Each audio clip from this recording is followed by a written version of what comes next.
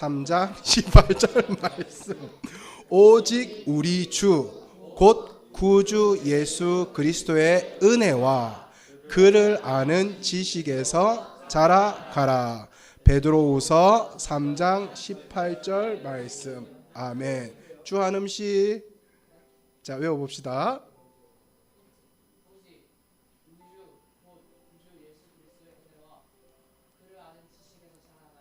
어, 18장 그죠? 예. 평소에 쓰던 단어가 나온다 그죠? 18장 이런 거. 예. 예. 사실은 이제 베드로가 베드로전서와 베드로후서를 마무리하면서 너가 이것에 자라갔으면 좋겠어. 오직 다른 거 자라갈 생각하지 말고 오직 두 가지에서 너희들이 자라가라라는 거예요. 뭐냐면 첫 번째가 뭐냐면 예수 그리스도의 은혜가 무엇인지 알아가는 것.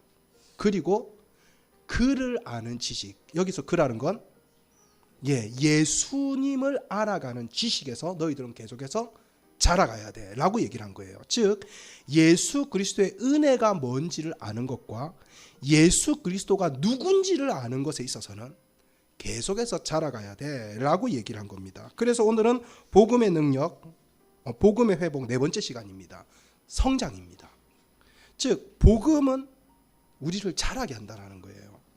복음을 정말로 믿으면, 복음을 진짜로 붙잡고 생활하면 성경의 회복에 대한 약속이 있는데 우리가 첫 번째로 나누었던 게 생명력이었어요. 복음은 뭡니까? 라고 물으면 예수님께서 내 죄를 위해서 십자가에 돌아가셨기 때문에 이걸 믿으면 죽습니다. 이걸 믿으면 저는 죽어서도 천국에 갑니다가 아니라 복음이라는 것 자체는요, 가지가 포도나무에 붙어 있는 겁니다. 즉 내가 예수 그리스도에 붙어 있는 거예요. 이게 복음이에요. 이 복음을 붙들면, 즉 내가 예수 그리스도라는 뭡니까? 줄기에 붙어 있으면 저절로 열매를 맺게 된다라는 거죠. 그래서 말씀도 줄기를 떠나서 읽으면 별 소용이 없어요. 기도도 줄기를 떠나서 하면, 포도나무를 떠나서 기도 열심히 하면 별 소용이 없어요. 말씀도 기도도 예수 그리스도라는 포도나무에 붙어 있기 위해서 하는 거죠. 그래서 붙어서 하면 저절로 열매가 맺어진다. 즉 왜냐하면 생명력이 생기거든요. 그래서 예수님 복음을 붙들면 첫 번째 생명력이 회복된다라고 하는 것. 두 번째는 그렇죠. 만족감이 회복된다. 이 남편으로는 안 되고 저 남편으로 안 되고 저 남편으로 안 됐던 한 사마리아 여인에게 만족이 회복되었던 것처럼 진짜로 복음을 붙잡으면 만족감이 회복되고요. 마지막 세 번째는, 마지막이 아니고 지난주에 나눴던 세 번째는요, 복음을 붙들면 자존감이, 왜요? 예, 알겠습니다. 뭔지 알겠습니다.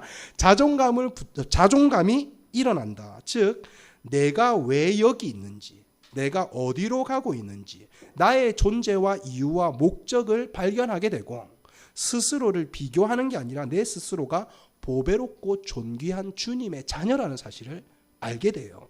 그러면서 복음을 붙잡으면 자존감이 회복이 되는 거죠. 오늘은 마지막이면서 네 번째 시간입니다. 사실은 복음이 우리에게 주는 유익이 얼마나 많겠어요. 복음을 진짜로 붙잡으면요, 죽을 때까지 설교해도 다 못할 만큼 복음에는 풍성한 약속이 있습니다. 영원한 선물이지요. 하지만 계속 이것만 나누면 또 그러니까 한 네 가지 주제 정도로 나누고 주제 설교를 하고 다음 주부터는 또 성경 한 권을 나누는 골고루, 그래서 강해 설교를 할까 합니다. 오늘 복음의 회복 네 번째 시간입니다. 복음을 붙잡으면요, 성장이 일어납니다. 자랍니다. 자라요. 제가 수요일 오전에 있는 성경 공부 시간에는 잠깐 나눴지만 지난주에 참 마음이 당황스러우면서도 무거운 이야기를 들었습니다. 무슨 얘기냐면요, 어촌 시골 마을에서 사역하고 계시는 선배 목사님이 계신데 나이가 좀 지긋하세요. 아들이 지금 한 30대 중반 정도 됐어요. 그런데 이 아들이 교통사고로 세상을 떠났습니다. 뺑소니 사고였어요. 그래서 목사님 아들이 교통사고로 이제 세상을 떠난 거죠. 그래서 장례를 치렀습니다. 장례를 치르고 교회를 왔는데 장례를 치른 그 주예요. 아들의 떠남에 대한 슬픔이 사라지기도 전에 그 장례를 치르고 온 목사님을 향해서 한 장로님이 오셔서 사임하십시오 라고 얘기를 한 거예요. 젊은 날에 그 어촌 교회에 와서 평생을 몇십 년, 20, 30년 넘게 젊은 날을 다 바친 교회였는데 사인 공고를 받았습니다. 이유는 뭐냐면 아들이 교통사고로 죽은 것이 신앙의 본이 되지 않는다 였습니다. 예. 목사님이 얼마나 기도를 안 했으면, 목사님이 얼마나 똑바로 안 살았으면 아들이 교통사고로 죽을 수가 있습니까? 우리 성도들이 이걸 이해 못합니다. 이런 말이었어요. 즉 하나님께서 지키시고 보호하셨어야 하는데 왜 목사님 아들이 교통사고로 죽었느냐 라는 거죠. 사실 어촌 마을이었으니까요. 교회의 분란과 싸움이 싫었던 목사님은 그냥 수십 년 사역한 교회를 그냥 사임하셨습니다. 알겠습니다 하고 사임하셨어요. 믿음의 본이 되지 않아 하나님께서 저주를 내리셨다, 이렇게 믿은 거예요. 여러분, 이 내용이 상식적으로 이해가 되십니까? 만약에 저희 아들이 뭐 아프다, 병원에 갔다, 뭐 교통사고로 다쳤다, 죽었다, 목사님 아들이 왜 죽어요? 목사님 능력이 없네요. 우리 교회 나가세요. 사실은 이제 이런 일이 일어난 거죠. 예수님을 제대로 믿지 않아서 하나님이 저주를 내려서 교통사고를 당해 죽었다. 목사님이 목회를 제대로 하지 않아서 하나님께서 경고하려고 아들을 데려가셨다. 이건 사실은 본인이 스스로 돌아볼 일이지 장로님이 오셔서 그렇게 말할 이야기는 아닌 것 같아요. 여러분, 그런데 어촌 마을에 있었던 이 결과가 상식적으로 이해가 되지 않는다면 여러분, 하나님의 말씀에 순종했더니 사업이나 가게가 잘 되었다라는 말도요, 상식적으로 이해가 안 돼야 됩니다. 예. 왜냐하면 결론은 다를 수 있어요. 이건 조금 불행한 일이고 이건 좀 행복한 일, 즉 결론은 다를 수 있지만 그 결론을 도출해내는 방식이요, 똑같기 때문입니다. 여러분, 그러니까 앞에 얘기가 상식적으로 이해가 안 되면요, 뒤에 얘기도 상식적으로 하나님께 순종했더니 잘 됐다도 이해가 안 돼야 됩니다. 그러면 만약에 그래도 잘 되면 축복 아니에요? 그러면 스데반 집사님의 순교나 12명의 사도들의 죽음이나 초대교회나 북한 지하교회 성도님들이 예수님을 믿다가 총살당하고 순교당하고 평생을 주님을 섬기다가 뭐 아니면 우리 전도사님처럼 암이나 지병으로 돌아가시는 우리 주위의 분들은 다 하나님이 벌 내리신 겁니까? 여러분, 그렇지 않아요. 이제 잘 이해하셔야 됩니다. 구약 시대에는요 하나님의 말씀에 청종하고 순종하느냐 순종하지 않느냐에 따라서 축복과 저주가 주어졌습니다. 구약 시대는 그랬어요. 왜냐하면 조금 어려운 말인데 잘 들어라 얘들아, 행위 언약의 시대였거든요. 행위 언약이라는 건 뭐냐 하면 자기의 행위에 따라서 내가 하나님의 약속을 진짜로 믿는지 안 믿는지에 대한 진정성이 나타나는 시대였어요. 즉 하나님이 이런 행위를 보시면서 네가 진짜 나를 믿구나, 네 행위가 이런 거 보니까 진짜 나를 안 믿네, 이러면서 행위 언약의 시대는요, 그 행동에 따라서 믿음의 언약에 대한 진정성이 나타났기 때문에 하나님이 행위에 따라서 축복과 저주를 주셨어요. 이건 구약이었습니다. 하지만 신약 시대가 되면요, 신약의 교회, 즉 오늘날의 교회는 행위 언약의 시대가 아니라 은혜 언약의 시대입니다. 이제는 율법이 우리에게 영향을 미치는 게 아니라 십자가에서 보혈을 흘리신 예수 그리스도의 은혜가 우리에게 영향을 미치는 시대라는 거예요. 이 말은 내가 예수님의 은혜 때문에 아무렇게나 살아도 된다, 무슨 죄를 지어도 은혜로 다 용서받는다, 이 말이 아니에요. 하나님의 언약을 믿는 진정성이 이제는 행위에서 나타나는 것이 아니라 은혜를 바라보는 진정성에서 나타난다, 이 말입니다. 즉 내 행위로 진정성을 나타내는 게 아니라 하나님의 은혜가 필요합니다. 하나님의 은혜를 사모합니다. 이 교회에 내가 예배 자리에 참석했다라는 행위에서 예배를 향한 진정성이 나타나는 게 아니라 이 예배 속에서 정말로 하나님의 은혜를 갈구하는 중심에서 진짜 언약에 대한 진정성이 나타난다, 이 말이죠. 그래서 우리는 지금 은혜 언약의 시대를 살고 있는 거예요. 여러분, 그래서 묻게 됩니다. 진짜로 나는 하나님의 은혜를 바라며 살고 있는 건지, 하루를 시작하면서 하루를 마무리하면서 진짜 하나님의 은혜가 아니었으면 오늘 살지 못했어, 진짜 이건 은혜야 라고 하면서 은혜 언약의 시대를 살고 있는지, 아니면 오늘 성경을 몇 장 읽었지, 기도를 몇 시간 했지, 행위 언약의 시대를 살고 있는지. 은혜 언약 시대인 오늘날에 있어서 축복과 상급은요, 돈이나 성공이나 물질이나 행복이 아닙니다. 은혜 언약 시대의 상급은요, 오직 하나님 자신입니다. 행위 언약의 시대에는 축복이 돈, 기름진 열매, 그리고 저주가 전쟁, 빼앗김, 질병 이런 거였어요. 그런데 은혜 언약의 시대는요, 우리에게 주어진 상급은 딱 하나입니다. 하나님 자신이요. 예수 그리스도만이 나의 유일한 상급이며 주님이 함께 하신다라는 사실을 믿기 때문에 높음이나 낮음이나 행복이나 우울이나 암담한 현실과 순교하는 현장 속에서도 웃으면서 평안과 평화를 유지할 수 있는 길, 유일한 상급 임마누엘, 하나님이 우리와 늘 함께 하신다라는 사실요.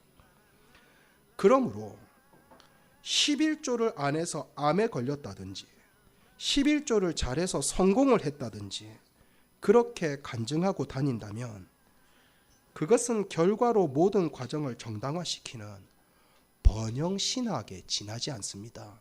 결과만 좋으면 그냥 다 하나님이 하신 거라는 거예요. 여러분, 이건 이런 거예요. 컨닝을 해서 종교 1등을 했습니다. 컨닝을 해도 들키지 않는 은혜를 하나님이 우리에게 주셨습니다. 컨닝을 했는데 선생님께 안 들킨 건 하나님이 나를 지키고 보호하셔서인 거죠. 그래서 전교 1등을 했으니 사람들이 다 부러워하고 존경하잖아요. 그러면 하나님께서 기뻐하시는 거죠 라고 정당화시키는 것과 똑같다라는 거죠. 여러분, 정말 그럴까요? 은혜 언약 아래 있는 자들은요, 컨닝 자체를 하지 않습니다. 컨닝하는 나를 지켜주시고 안 들키게 해주셨다고 감사해야 하지 않아요. 여러분, 흔히 11조로 하나님께 축복을 가장 많이 받았다라고 말하는 사람이 누구예요? 예? 록펠러죠. 록펠러 재단은요, 어마어마합니다. 록펠러 재단은 어마어마해요. 록펠러 재단의 총 자산이요, 1경 2천조 정도 됩니다. 1경 2천조요. 그 계열사에 포드, 크라이슬러, IBM, 페덱스, GM 어마어마하죠. 어마어마하죠. 그 이건희 회장이 자산이 300조인가 130조인가 300조인가 뭐 이렇게 돼요. 근데 1경 2천조요. 왜냐면 이거는 결국 이 모든 것들이 11조를 잘해서 하나님께 받은 축복이다. 제가 고등학교, 대학교 때 그 록펠러의 책을 2-3번 읽고 정말 감동을 많이 받았습니다. 그래서 저는 그때부터 사실 11조가 습관화됐어요. 예. 근데 이게 뭐예요? 저는 11조가 습관화됐어요. 매일매일 11조 하고 진짜 정직하게 11조 하고, 제가 저쪽 교회에 있을 땐 11조 정직하게 하다 목사님한테 혼난 적도 있어요. 11조 정직하게 했다고. 다른 교육자들은 뭐냐고. 여러분, 정말 고등학교, 대학교 때 록펠러 책을 2-3번 읽고 감동 많이 받았습니다. 그런데 나중에 또 공부를 더 하면서 신학을 공부하면서요, 우리 록펠러라는 분이 11조는 잘했는지 몰라도요, 록펠러 재단을 만들어서 자선이라는 미명 아래 엄청난 탈세를 저지르고요, 독점, 리베이트, 금지 위반, 뇌물수수. 그래서 루즈벨트 대통령 때는요, 대통령이 직접 법무장관한테 네가 직접 소송을 진행해 이래가지고 록펠러하고 소송을 하도록 만들었어요. 국가에서 소송을 제기한 거예요. 심지어는 미국 남북 전쟁 때요, 자국민들이 남북으로 나뉘어져 하는 전쟁임에도 불구하고 남쪽하고 북쪽 양쪽의 군수 물자, 운송, 판매, 총기 매점, 매석, 금투기, 전쟁을 하고 있는데 금투기를 했어요. 그래서 어마어마한 돈을 축적합니다. 그래서 11조로는 우리에게 존경받을지 몰라도 미국에서 가장 미움받는 사업가 1위가요, 록펠러입니다. 그런데 우리 한국에서는 록펠러 하면요, 대단한 믿음의 사람이죠. 여러분, 이것이 컨닝을 해서 전교 1등한 것과 무엇이 다르냐, 이 말입니다. 여러분, 제가 굳이 록펠러를 비방하기 위해서 이런 말 하는 게 아닙니다. 복음이 아닌 미화된 신앙 정기나 간증이 왜곡된 신앙을 낳을 수 있다, 이 말입니다. 즉, 복음을 붙잡는 게 아니라 미화된 신앙 정기나 간증을 붙들었더니 한국 교회에 왜곡된 신앙이 들어와서 결과만 좋으면 다 됐지 뭐 라고 하면서 그걸 복음으로 미화를 시키더라는 겁니다. 축복 줘서 돈 많이 벌고 막 커지고 이러면 이게 전부 다 복음의 결과인 것처럼. 그렇지 않다라는 거죠. 암에 걸리는 건요, 예수님을 잘 믿느냐 잘 믿지 않느냐의 문제가 아니라 몸을 잘 관리했느냐 잘 관리하지 않았느냐의 문제예요.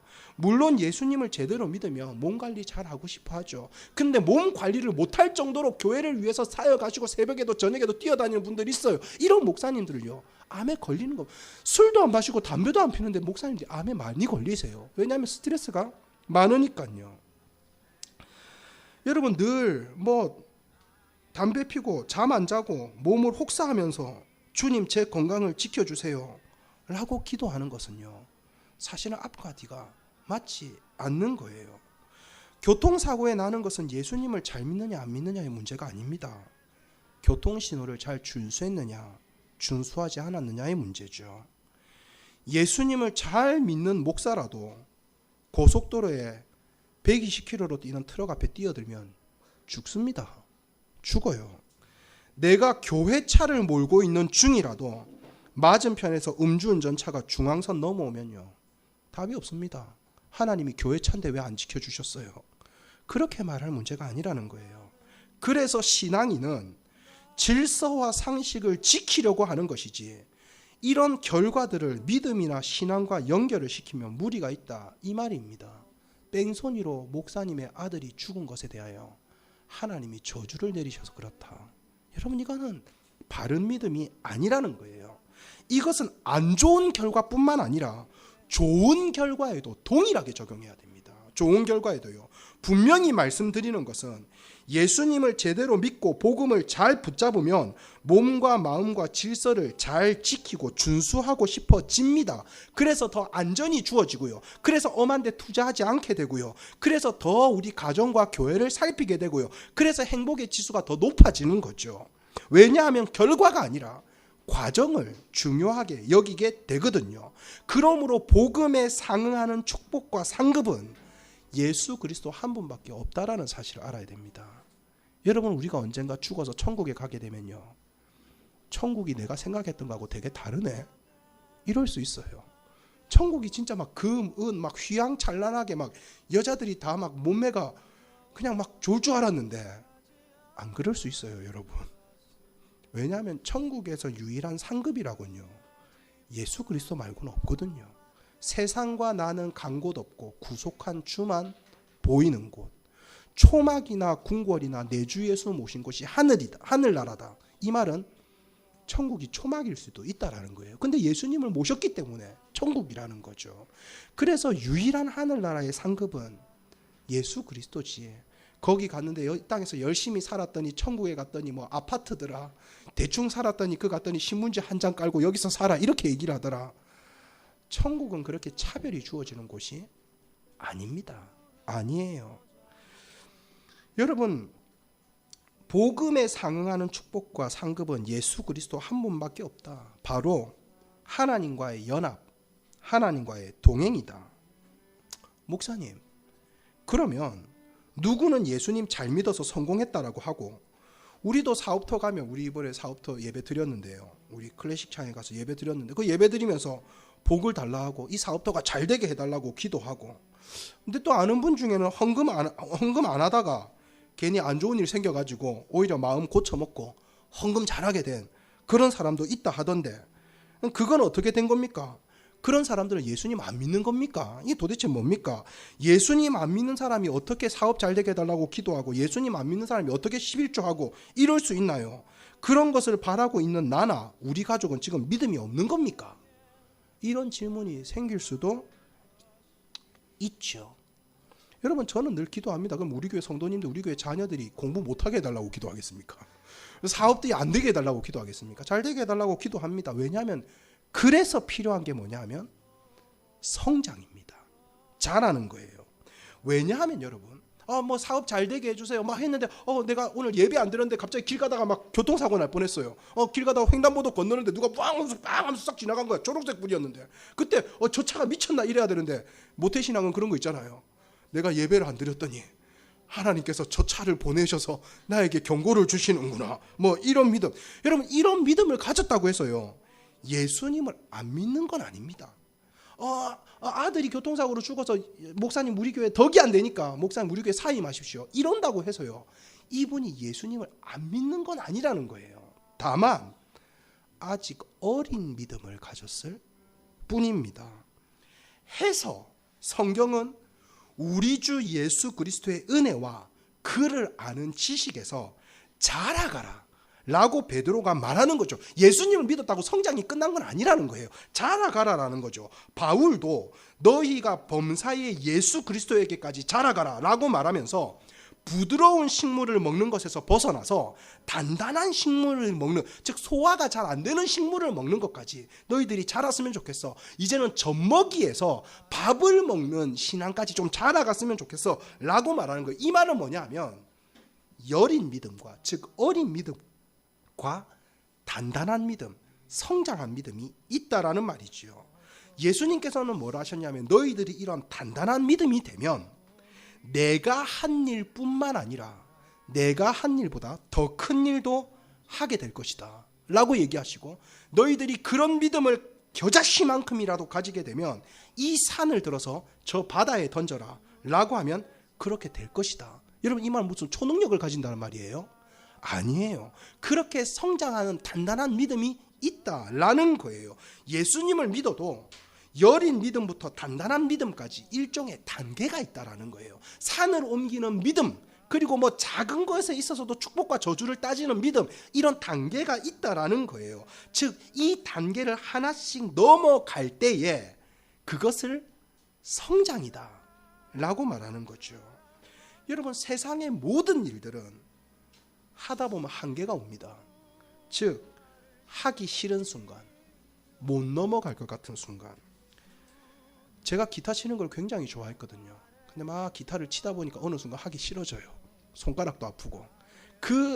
이제 막 이렇게 치는 걸 넘어서서 이제 이렇게 치는 이제 순간이 와야 되는데 막 힘들고 어려워요. 그래서 뭐예요? 안 했어요. 그때부터. 제가 기타를 전공할 것도 아니고 안 했어요. 그러니까 거기서부터 기타는 뭐예요? 멈췄어요.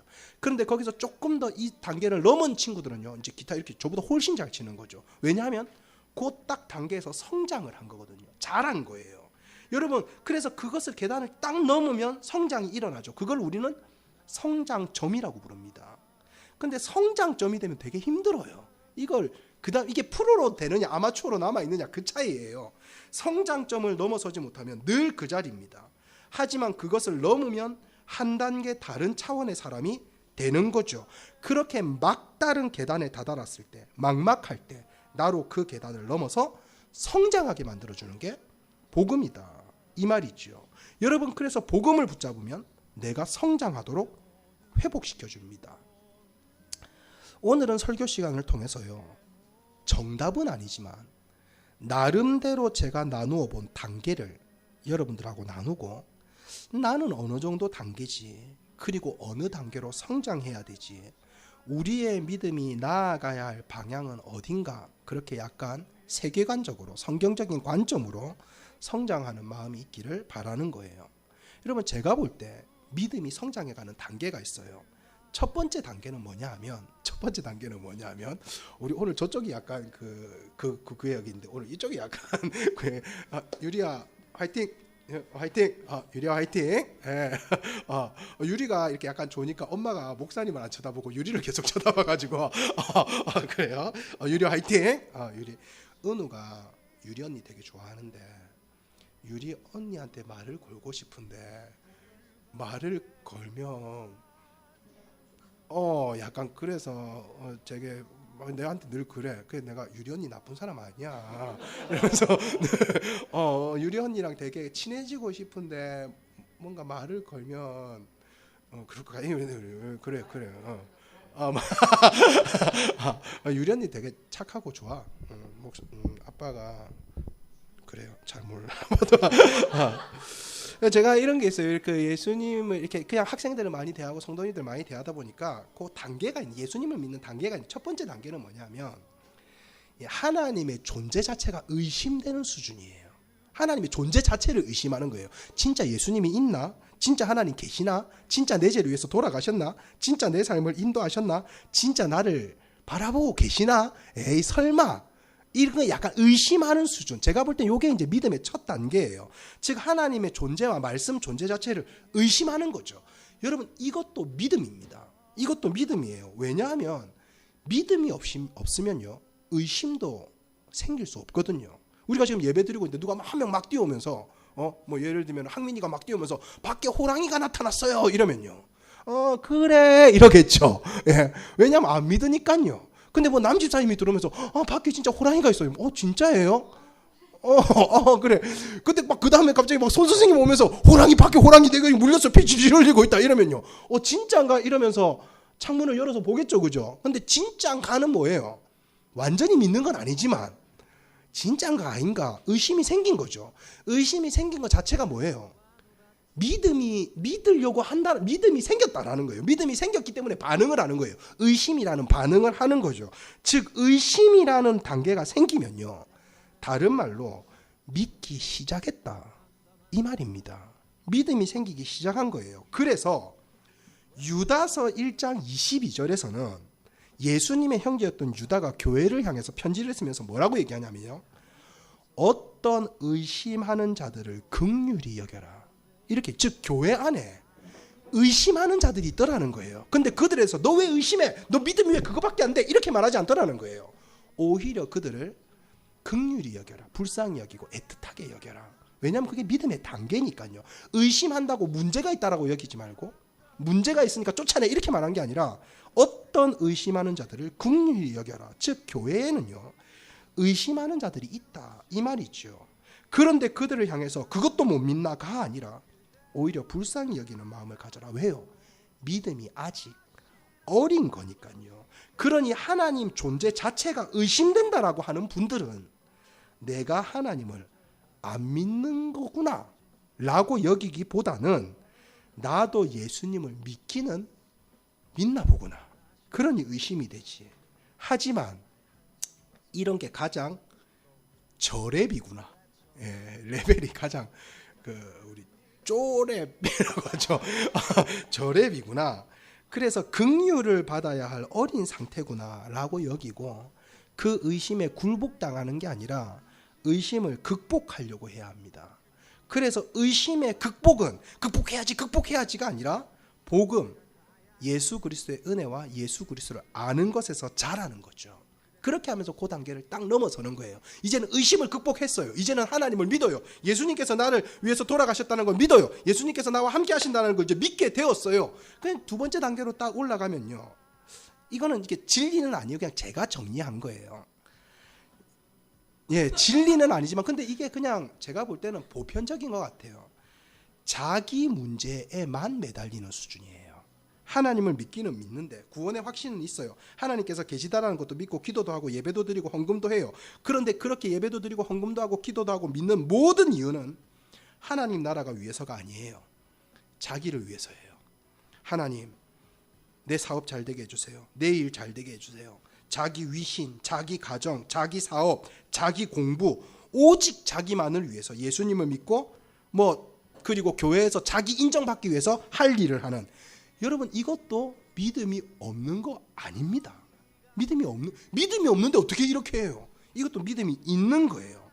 이런 모습에 대해서 고린도전서 3장 2절에서는요. 내가 너희를 저주로 먹이고 밥으로는 아니하였노니 이는 너희가 감당치 못하겠음 이거니와 지금도 못하리라. 이런 말을 합니다. 즉 자기를 위한 신앙도 믿음이 없는 건 아니라는 거예요. 다만 이거 하면 축복받습니다. 집사님 이거 하면 나중에 하나님이 벌 내리십니다. 이거 하면 됩니다. 이거 하면 하나님 분명히 축복하실 거예요. 이게 바울이 뭐냐면 저주로 하는 거라는 거예요. 그런데 하나님 나라를 위해서 하셔야죠. 축복 하나님께서 이러면 오히려 이 사람이 소화를 못 시킨다라는 거예요.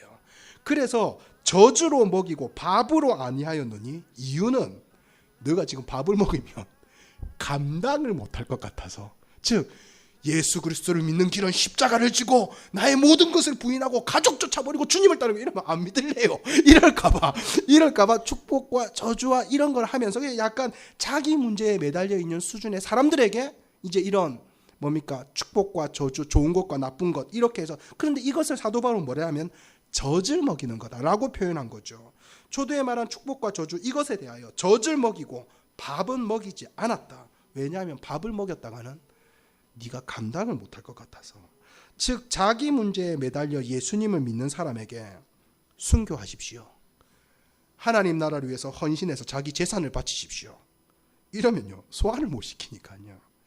이런 젖을 먹는 아이의 경우는 예배를 잘 드리면 사탕 줄게, 네 예배 똑바로 안 드리면 혼난다, 이게 효과적이죠. 우리 하늘이처럼요 효과적이죠. 하늘아, 하나님 나라를 위해서 예배 한번 드려보자. 네가 주를 위해서 살아야 되지 않겠나, 이렇게 말해도요 못 알아듣습니다. 근데 어른이 됐어요. 어른이 됐음에도 불구하고 집사님 오늘 예배 잘 드리면 제가 사탕 드릴게요. 오늘 예배 제대로 안 드리면 저한테 혼납니다 라고 한다면 이것은 사실 어른이 성숙하지 못했거나 아니면 어른을 우롱하는 일이 되죠. 성숙한 교회는 예수님을 잘 믿어서 하나님의 백성이 되면 이 땅에서 건강해지고 부자가 된다라는 이야기를 들으면요 이 사탕 발린 복음에 화가 나야 합니다. 화가 나야 해요. 초두에 말씀드린 제가 이 장로님, 만약에 초신자나 새가족들이 목사님 아들이 교통사고로 죽어도 돼요? 하나님 뭐 한 거예요? 목사님이 뭔가 잘못하신 거 아니에요? 라고 한다면 전 이해를 합니다. 초신자들이나 새가족이 그런 얘기를 하면 저 이해할 수 있어요. 초등학생이 그렇게 질문하면 이해할 수 있어요. 왜냐하면 어리니까요. 그에게 바른 복음을 설명해 줄 수 있으니까요. 그런데 장로님까지 되셔서 그런 생각에서 자라지 못했다. 장로님까지 되셔서 여전히 젖을 먹는 신앙에 머물러 있다. 이분은 거기서 성장이 멈춘 겁니다. 다른 말로 이 이상으로 복음을 깨닫거나 복음을 붙잡는 경험이 없었다 이 말입니다. 이건 천인 공노할 노릇입니다. 하지만 오늘날 한국교회가 대부분 여기 머물러 있거든요. 어린아이 같은 자들로 교회 어른을 세워놓은 결과가 이렇게 주어진 거죠. 여러분 이런 분들은요 밥을 먹이면 감당을 못하거니와 지금도 못하실 겁니다. 말씀이 정확한 거죠. 세 번째 단계는 이제 거기서 자기 문제에 대한 부분을 딱 넘어서면요 이제 하나님 나라를 위해서 바라보면요 다음 단계입니다. 이 단계는 뭐냐 하면 이제 기도하고 섬기는 수준이 되는 거죠. 즉 다른 말로 하나님의 은혜를 아는 거예요. 즉 하나님의 은혜를 알기 때문에 다른 이에게도 은혜가 흘러가도록 섬기며 사는 겁니다. 즉 자기만을 위한 신앙에서 남을 위한 신앙으로 바뀌는 거죠. 그래서 내 것, 네 것보다는 우리 거라고 하는 공동체 중심의 사고를 하게 됩니다. 우리 거예요. 내 건 네게 중요한 게 아니라 우리가 중요한 거야 라는 공동체적인 사고를 하게 되는 거죠. 즉 다른 이의 아픔을 보면 힘들겠다라는 것보다는 우리가 뭔가 해줄 수 있는 게 없을까, 다른 이의 기쁨을 보면 좋겠다가 아니라 우리가 함께 이 기쁨을 축하할 수 있는 방법이 없을까, 이제 진짜 가족처럼 여기게 되는 거죠. 주님께 하듯이 마음으로 섬기고 내 자신을 사랑하듯이 이웃을 사랑하게 되는 거예요. 여러분 구약시대 유대인들은요 율법 중심으로 철저하게 개인 중심의 신앙생활을 해왔어요. 유대인들은 내가 정결하냐 네가 정결하냐 이 철저하게 개인 중심의 경건생활이었는데 이 제자들이 오순절 성령을 경험하고 복음의 비밀을 알고 나서는요 서로가 물건을 통용하고 서로가 가난한 자들을 도우며 모이기에 힘쓰고 전혀 기도하는 일에 힘쓰는 일이 일어난 거죠. 즉 개인적 경건에서 공동체적 경건으로 바뀌어버린 거예요. 교회 중심의 삶이 이루어진 겁니다. 여러분 이 말은 교회당 중심이라는 게 아니에요. 교회 중심입니다. 가난한 자와 고아와 과부를 구제하는 일에 힘썼던 거죠. 자신들만을 위해서 성을 짓는 교회는요 결코 이 단계로 나아가지 못합니다. 길을 만드는 자는 흥하지만 성을 쌓는 자는 망하게 된다라는 말.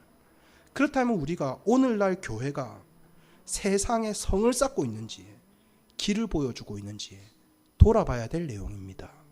자기중심적 신앙에서 성장을 하면 반드시 이타적인 공동체 중심적인 우리라는 그런 신앙생활을 하게 된다 이 말이에요.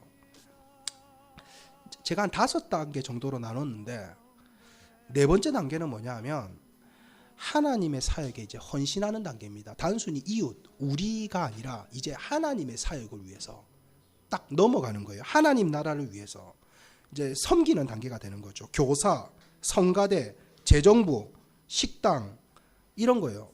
여러분 사실은 봉사 안 해도요 뭐라 할 사람 없습니다. 여러분 교회에서 아무 일 안 한다고 해서 문제 있는 거 아니에요. 하지만 이런 헌신을 면 때문에 하거나 일이라고 생각해서 하면 이건 두 번째 단계와 다를 바가 없어요. 자기를 위해서 하고 있는 거예요. 하나님 나라를 위해서 하고 있는 게 아니라는 거죠. 하나님의 사역은 일이 아니에요. 봉사와 섬김이에요. 그렇기 때문에 세상 일보다 우선되는 거예요. 왜냐하면 하나님을 위한 섬김이라고 여기니까요. 하지만 이것을 그냥 일이라고 생각하면 교회에 와서도요 세상 일 하듯이 하게 됩니다. 섬김과 봉사가 아닌 게 되는 거죠. 그러면 거기서는 더 이상 생명이 흘러가지 않아요. 하나님을 위한 사역이 아니라 자기에게 맡겨진 일이라고 여기니까요. 일은 교회에 있으면 안 되는 겁니다, 여러분. 교회는 헌신과 섬김이 필요한 거지 교회는 일이 필요한 게 아니에요. 만약에 제가 설교를 일이라고 여겨보십시오. 아, 오늘도 일해야 된다. 이게 설교 일이다. 힘들어 죽겠네. 오늘 뭐 일 빨리 할 방법 없나? 어디 인터넷에 설교 몇 개 나왔다던데 요거 처리가 요란 빨리 처리되지 뭐. 그래가지고 제가 설교를 일 치르듯이 읽고 내려간다. 그럼 제가 일은 처리할 수 있겠죠. 여러분들에게 은혜는요 결코 흘러가지 않습니다. 목사는 말씀과 설교와 예배로 성도에게 헌신하라고 있는 거예요. 이건 일이 아니에요. 헌신인 거죠. 식당도 마찬가지입니다. 식당 일하는 거 아닙니다. 식사로 성도들을 섬기고 헌신하는 겁니다. 그래서 여러분 교회에 오면 이 예배를 위해서 누군가가 청소해놨어요. 누군가가 식사 준비해놨어요. 누군가가 교육 프로그램 마련해놨어요. 누군가가 정리 제정해놨어요. 누군가는 심지어는 뭐 소품 하나하나 뭐 어떤 계단이라든지 뭐 이런 것들 뭐 여러분들이 분명히 교회에 버리고 갔던 쓰레기들 누군가는 분명히 정리를 하고 밑에 1층에 내려놓고 누군가는 해놨어요. 누군가의 성김과 헌신이 있기 때문에 내가 지금 편안하게 예배를 드릴 수 있는 거죠. 그러므로 아직 신앙의 단계가 안 되는데 억지로 일을 맡기려고 하면 무리가 생깁니다. 하나님의 사역에는요 늘 헌신과 봉사자를 필요로 해요. 그렇다고 아무나 헌신과 봉사자로 세우면 안 됩니다.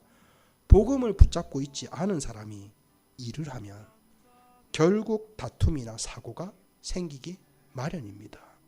그러면 목사님 저는 일을 안 할게요가 아니라 오히려 복음을 붙잡아야 되겠구나 라고 얘기해야 되죠. 초대교회에서 일이 너무 많았어요. 그럼 집사 많이 세우면 되잖아요. 함부로 세우지 않았습니다. 7명 조건에 맞게. 언젠가 말씀드렸지만 이 집사는요 설교가 가능할 정도로 말씀에 능했습니다. 그래서 스데반 집사님 뭐예요? 설교하다가 돌아가셨잖아요. 예? 성경에 능했어요. 단순히 지식을 말하는 게 아니라 그만큼 복음에 대한 확고함이 있었다 이 말입니다. 마지막 신앙의 5번째 단계입니다. 복음을 붙잡고 성장할 때 이르는 최종 단계 뭘까요? 만렙. 세계 제일의 부자? 세계 제일의 유명인? 복음으로 성장한 만렙이 뭘까? 마지막 단계는요 제가 생각할 때 이겁니다. 순교를 영광으로 하는 단계입니다. 단순히 헌신을 넘어서서요 이제는 순교 자체도 영광으로 알 수 있는 단계예요. 주를 위하여서는 나의 죽음도 유익함으로 아는 단계. 갑자기 이런 단계 들으니까 성장하기 싫어지죠.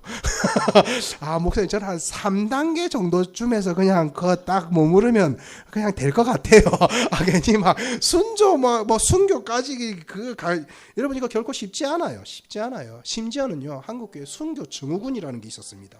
이게 뭐냐면 나는 죽는 게 무서운데 하느님이 기뻐하실까 봐 순교하는 거예요. 일부러 위험한 지역에 들어가서 억지로 막 선교하고 예전에 아프간 사태 있었잖아요. 국가에서 들어가지 마라 그러는데 억지로 들어가는 인터콥이라는 선교단체가 있는데요. 일부러 위험한 국가가 들어가지 마라는 지역에 일부러 들어가가지고 복음 전하다가 잡히고 순교하고 이러는 단체예요. 그래서 한국교회 욕 되게 많이 들어먹습니다. 왜냐하면 이 사람들은 하나님 앞에 헌신했다라기보다는요 순교 증후군 같은 게 있어요. 순교가 제일 큰 영광이다 이렇게 여기는 거, 사실은 이게 대단한 믿음인 것 같지만, 만렙인 것 같지만 제가 볼 때는 2단계예요. 자기를 증명하고 싶은 거예요. 내 믿음이 이 정도다라는 거. 순교는 내가 하고 싶어서 하는 게 아닙니다. 어쩔 수 없는 상황에서 네 예수님 믿을래 죽을래라는 요구를 받을 때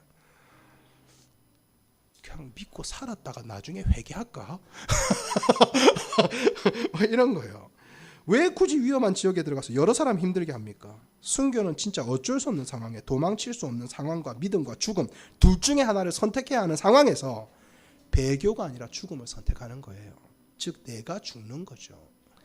스데반 집사님 12명의 사도들, 초대교회 성도들, 검투사들과 짐승의 밥이 되어야 했고, 북한에서 총살당했던 지하교회 성도들, 일제시대에서 옥고를 치르고 사형을 당했던 많은 믿음의 선배들, 그들이 똑똑했던 것도 아니고요, 신학적 지식이 깊었던 것도 아니고요, 무슨 학위가 있었던 것도 아니고 성경을 백독했던 것도 아닙니다. 하지만 하나, 복음을 붙잡았죠. 그래서 순교하신 거예요. 복음을 붙잡고요. 복음을 도저히 배교할 수가 없었어요. 복음을 버릴 수가 없었어요. 그 순교의 피를 이어받은 자들이 우리인데, 한국교회에 말할 수 없는 영광을 가져다 줬는데, 하지만 오늘 한국교회가 이 순교의 피를 흘릴 각오가 되어 있을까? 1,000원짜리 하나 손해보기 싫어하고 편법을 동원해서라도 세금과 벌금을 피하려고 하는 모습이 과연 순교를 각오한 신앙이라고 할 수 있는가? 라는 거죠. 말씀 다 전했습니다. 여러분, 복음을 붙잡으면 성공한다? 아닙니다. 복음을 붙잡으면 성장한답니다. 성장한다. 성장하지 않으면 신앙생활을 하면 할수록 부담스러워지고 힘들어질 겁니다. 몸은 자라고 있는데 영혼과 인격이 자라지 않거든요. 나중에는 나보다 나이도 어리고 육체적으로 어린데 영혼과 인격은 나보다 훨씬 건강한 사람들이 생기거든요. 그러면 불안해지는 거예요. 그리고 교회에 세상 일과 세상 방법을 가지고 들어옵니다. 이유는 하나입니다. 자기가 불안하니까요. 복음을 붙잡지 않았으니까요. 세상 방법을 붙잡는 거죠. 세상 방법에 있어서는 내보다 나이 어린 사람들보다는 내가 훨씬 나으니까요. 그리고 살아가고 있는 것이, 그런 것은 살아가고 있는 게 아니라 죽어가고 있는 겁니다. 우리는 지금 살아가고 있습니까? 죽어가고 있습니까? 은혜나무 교회는 지금 살아가고 있습니까? 죽어가고 있습니까? 나는 지금 세상 속에서 살아가고 있습니까? 세상 속에서 죽어가고 있습니까? 모든 살아있는 것들은 성장하게 되고요, 모든 죽어가는 것들은 퇴화하게 됩니다. 나는 복음의 정점이라고 생각하는 그 어느 순간에서 지금 성장하고 있습니까? 아니면 퇴화하고 있습니까? 복음을 붙잡고 있는지 세상을 붙잡고 있는지 그것을 확인하는 것, 결국 나 스스로라는 사실을 잊지 말아야 됩니다. 부디 은혜나무 교회가 여러분의 성장에 도움이 되면 좋겠습니다. 만약에 은혜나무 교회에 와서 내가 퇴화가 일어난다 이러면요, 복음을 붙잡으십시오. 제가 다른 교회 가라 이 말은 못하겠습니다. 빨리 다른 교회로 옮기십시오 이 말을 하고 싶은데, 더 복음을 붙잡으십시오. 교회에 문제가 있든지 내가 복음을 안 잡고 있든지 둘 중에 하나니까요. 복음을 붙잡고 있는 반증은 성장에서 나타납니다. 그래서 은혜나무 교회도요, 성장해야 됩니다. 부디 주님 오실 날 성장한 그리스도인으로서 잘했다 칭찬받는 모든 성도님들 되기를 주님의 이름으로 축복합니다. 아멘.